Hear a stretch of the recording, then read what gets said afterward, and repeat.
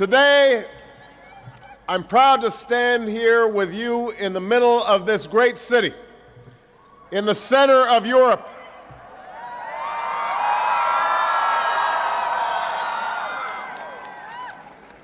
And to paraphrase one of my predecessors, I am also proud to be the man who brought Michelle Obama to Prague.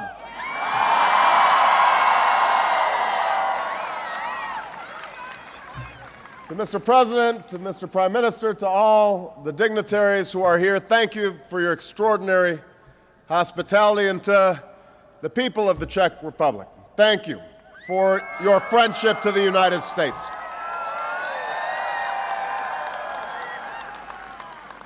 I've learned over many years to appreciate the good company and the good humor of the Czech people in my hometown of Chicago.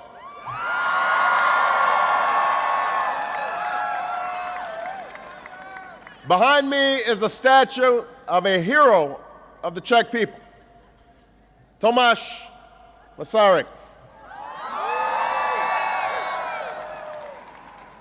In 1918, after America had pledged its support for Czech independence, Masaryk spoke to a crowd in Chicago that was estimated to be over 100,000.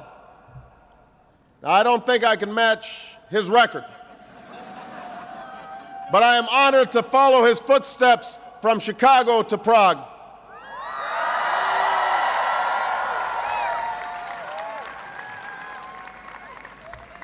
For over 1,000 years, Prague has set itself apart from any other city in any other place. You've known war and peace. You've seen empires rise and fall. You've led revolutions in the arts and science, in politics and in poetry. Through it all, the people of Prague have insisted on pursuing their own path and defining their own destiny. And this city, this golden city, which is both ancient and youthful, stands as a living monument to your unconquerable spirit. When I was born, the world was divided, and our nations were faced with very different circumstances. Few people would have predicted that someone like me would one day become the President of the United States.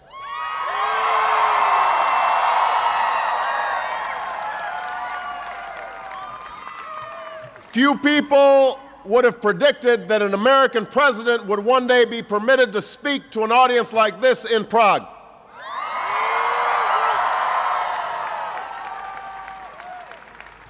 Few would have imagined that the Czech Republic would become a free nation, a member of NATO, a leader of a united Europe.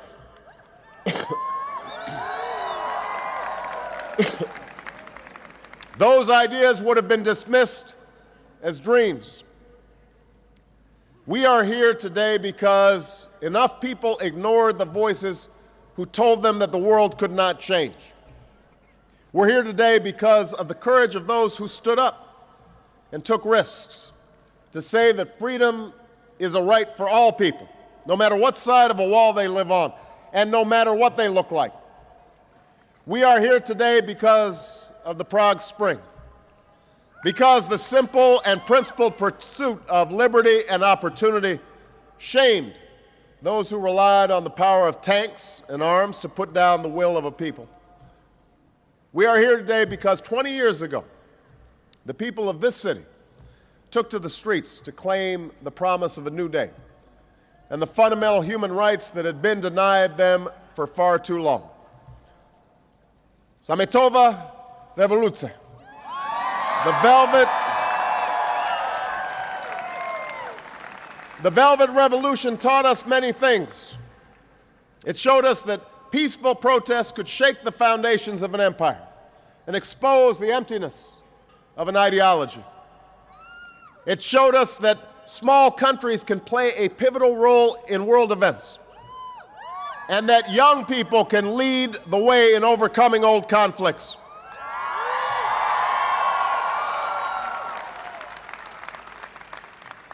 And it proved that moral leadership is more powerful than any weapon.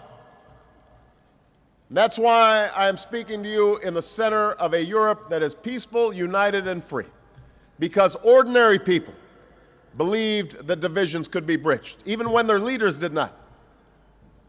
They believed that walls could come down, that peace could prevail. We are here today because Americans and Czechs believed against all odds that today could be possible.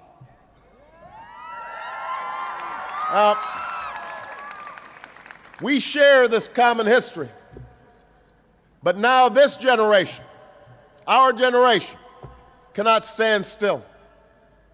We too have a choice to make. As the world has become less divided, it has become more interconnected. And we've seen events move faster than our ability to control them. A global economy in crisis, a changing climate, the persistent dangers of old conflicts, new threats, and the spread of catastrophic weapons. None of these challenges can be solved quickly or easily. But all of them demand that we listen to one another and work together, that we focus on our common interests, not on occasional differences, and that we reaffirm our shared values, which are stronger than any force that could drive us apart. That is the work that we must carry on. That is the work that I've come to Europe to begin.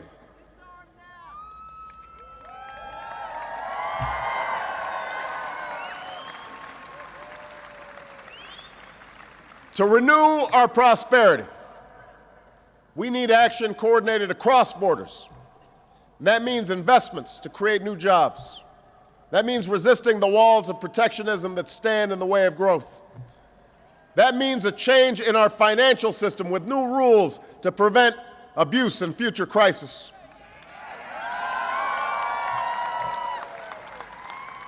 And we have an obligation to our common prosperity and our common humanity to extend a hand to those emerging markets and impoverished people who are suffering the most, even though they may have had very little to do with financial crises. Which is why we set aside over $1 trillion for the International Monetary Fund earlier this week to make sure that everybody receives some assistance.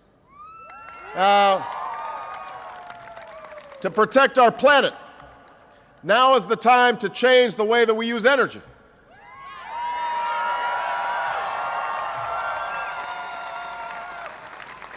Together we must confront climate change by ending the world's dependence on fossil fuels, by tapping the power of new sources of energy like the wind and sun, and calling upon all nations to do their part. And I pledge to you that in this global effort, the United States is now ready to lead.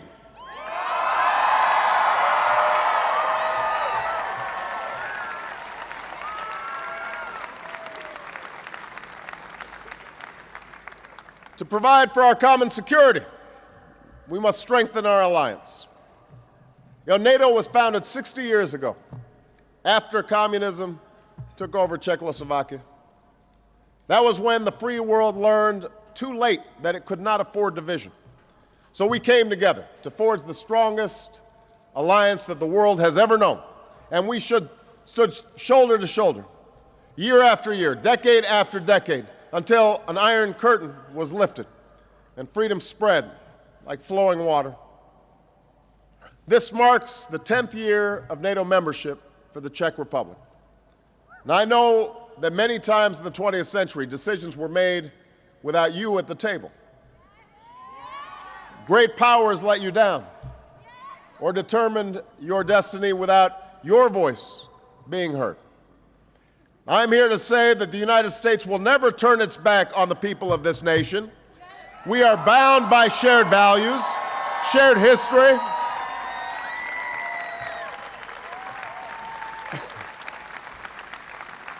We are bound by shared values and shared history and the enduring promise of our alliance. NATO's Article 5 states it clearly: an attack on one is an attack on all. That is a promise for our time and for all time. The people of the Czech Republic kept that promise after America was attacked. Thousands were killed on our soil, and NATO responded. NATO's mission in Afghanistan is fundamental to the safety of people on both sides of the Atlantic. We are targeting the same al-Qaeda terrorists who have struck from New York to London and helping the Afghan people take responsibility for their future. We are demonstrating that free nations can make common cause on behalf of our common security. And I want you to know that we honor the sacrifices of the Czech people in this endeavor, and more in the loss of those you've lost. But no alliance can afford to stand still. We must work together as NATO members so that we have contingency plans in place to deal with new threats, wherever they may come from. We must strengthen our cooperation with one another and with other nations and institutions around the world to confront dangers that recognize no borders. And we must pursue constructive relations with Russia on issues of common concern. Now, one of those issues that I'll focus on today is fundamental to the security of our nations and to the peace of the world. That's the future of nuclear weapons in the 21st century. The existence of thousands of nuclear weapons is the most dangerous legacy of the Cold War. No nuclear war was fought between the United States and the Soviet Union, but generations lived with the knowledge that their world could be erased in a single flash of light. Cities like Prague that existed for centuries, that embodied the beauty and the talent of so much of humanity, would have ceased to exist.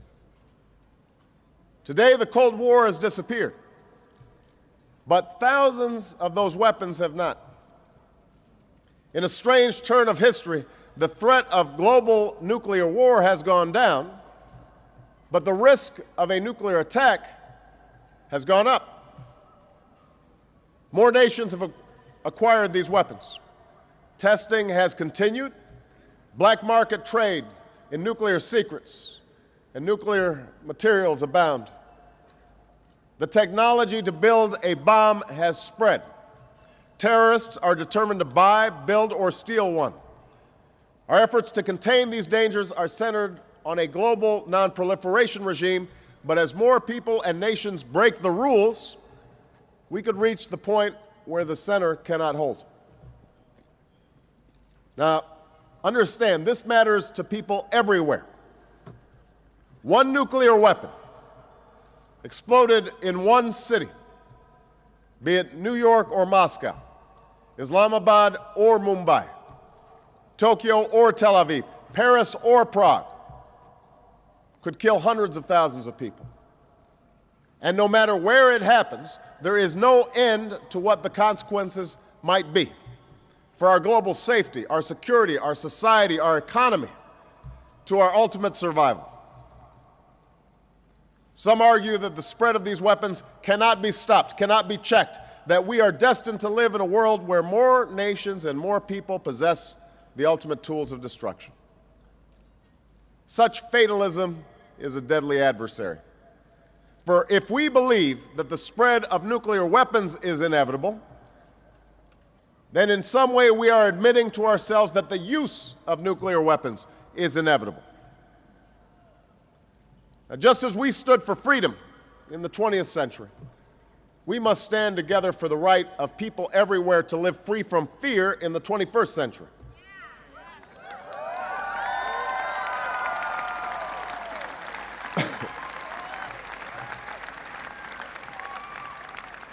And as nuclear power, as the only nuclear power to have used a nuclear weapon, the United States has a moral responsibility to act. We cannot succeed in this endeavor alone, but we can lead it. We can start it. So today, I state clearly and with conviction America's commitment to seek the peace and security of a world without nuclear weapons.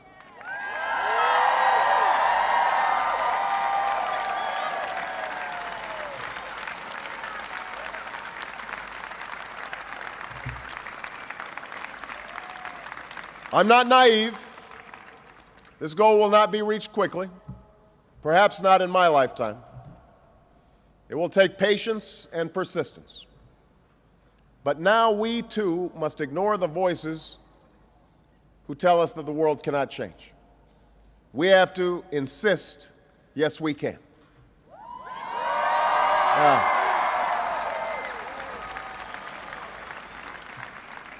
Now, let me describe to you the trajectory we need to be on. First, the United States will take concrete steps towards a world without nuclear weapons.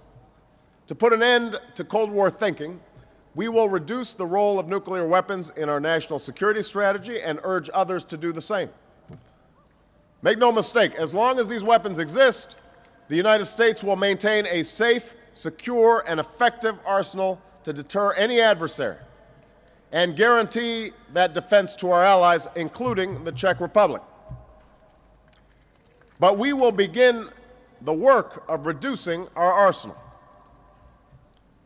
To reduce our warheads and stockpiles, we will negotiate a new strategic arms reduction treaty with the Russians this year.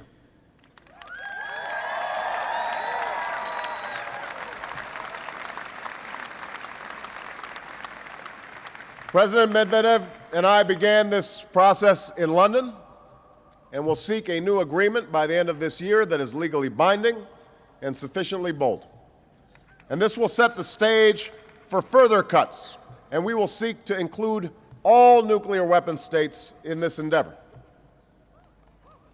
To achieve a global ban on nuclear testing, my administration will immediately and aggressively pursue U.S. ratification of the Comprehensive Test Ban Treaty.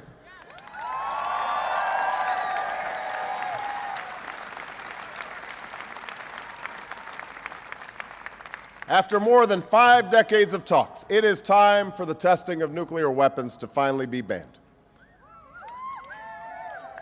And to cut off the building blocks needed for a bomb, the United States will seek a new treaty that verifiably ends the production of fissile materials intended for use in state nuclear weapons.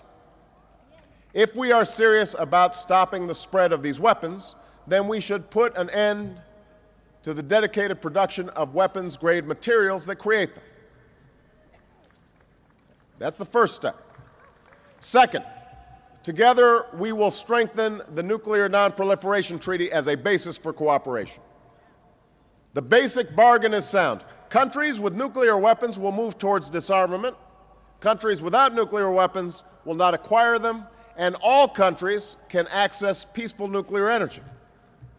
To strengthen the treaty, we should embrace several principles. We need more resources and authority to strengthen international inspections. We need real and immediate consequences for countries caught breaking the rules or trying to leave the treaty without cause. And we should build a new framework for civil nuclear cooperation, including an international fuel bank, so that countries can access peaceful power without increasing the risk of proliferation. That must be the right of every nation that renounces nuclear weapons, especially developing countries embarking on peaceful programs. Now, no approach will succeed if it's based on the denial of rights to nations that play by the rules. We must harness the power of nuclear energy on behalf of our efforts to combat climate change and to advance peace and opportunity for all people. But we go forward with no illusions. Some countries will break the rules. That's why we need a structure in place that ensures when any nation does, they will face consequences. Just this morning, we were reminded again of why we need a new and more rigorous approach to address this threat. North Korea broke the rules, once again, by testing a rocket that could be used for long-range missiles. This provocation underscores the need for action, not just this afternoon at the UN Security Council, but in our determination to prevent the spread of these weapons. Rules must be binding. Violations must be punished. Words must mean something. The world must stand together to prevent the spread of these weapons. Now's the time for a strong international response.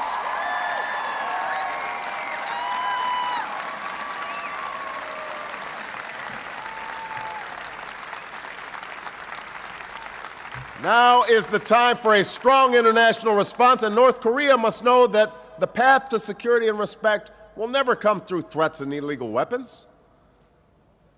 All nations must come together to build a stronger global regime. And that's why we must stand shoulder to shoulder to pressure the North Koreans to change course. Iran has yet to build a nuclear weapon. My administration will seek engagement with Iran based on mutual interests and mutual respect. We believe in dialogue.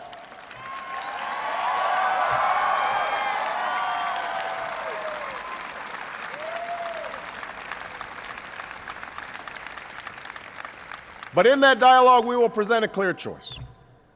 We want Iran to take its rightful place in the community of nations, politically and economically.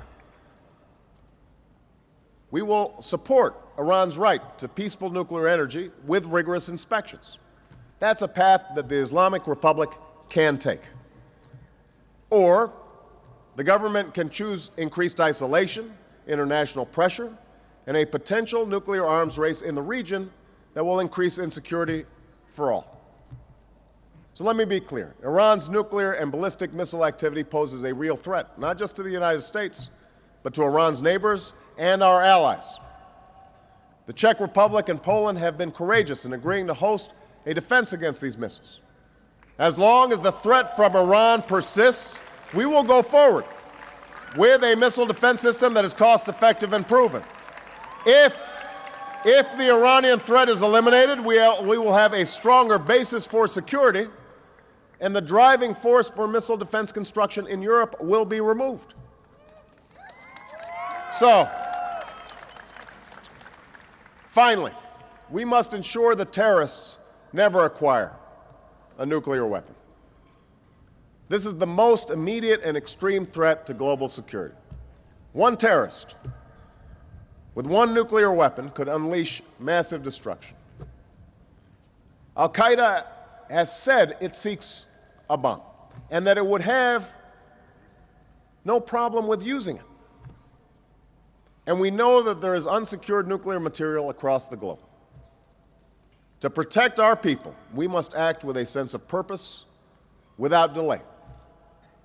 So today I am announcing a new international effort to secure all vulnerable nuclear material around the world within 4 years. We will set new standards, expand our cooperation with Russia, pursue new partnerships to lock down these sensitive materials. We must also build on our efforts to break up black markets, detect and intercept materials in transit, and use financial tools to disrupt this dangerous trade. Because this threat will be lasting, we should come together to turn efforts such as the Proliferation Security Initiative and the Global Initiative to Combat Nuclear Terrorism into durable international institutions. And we should start by having a global summit on nuclear security that the United States will host within the next year. Now, I know that there are some who will question whether we can act on such a broad agenda. There are those who doubt whether true international cooperation is possible, given the inevitable differences among nations. And there are those who hear talk of a world without nuclear weapons and doubt whether it's worth setting a goal that seems impossible to achieve. But make no mistake, we know where that road leads. When nations and peoples allow themselves to be defined by their differences, the gulf between them widens. When we fail to pursue peace, then it stays forever beyond our grasp. We know the path when we choose fear over hope. To denounce or shrug off a call for cooperation is an easy but also a cowardly thing to do. That's how wars begin. That's where human progress ends. There is violence and injustice in our world that must be confronted. We must confront it not by splitting apart, but by standing together as free nations, as free people. I know that a call to arms can stir the souls of men and women more than a call to lay them down. But that is why the voices for peace and progress must be raised together.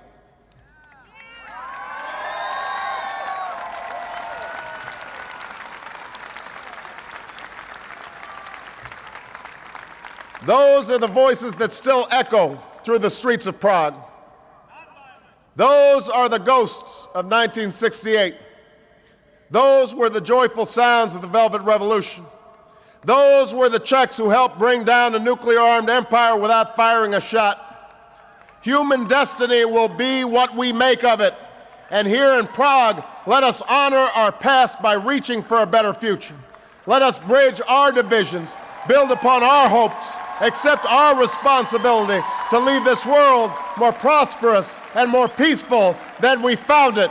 Together, we can do it. Thank you very much. Thank you, Prague.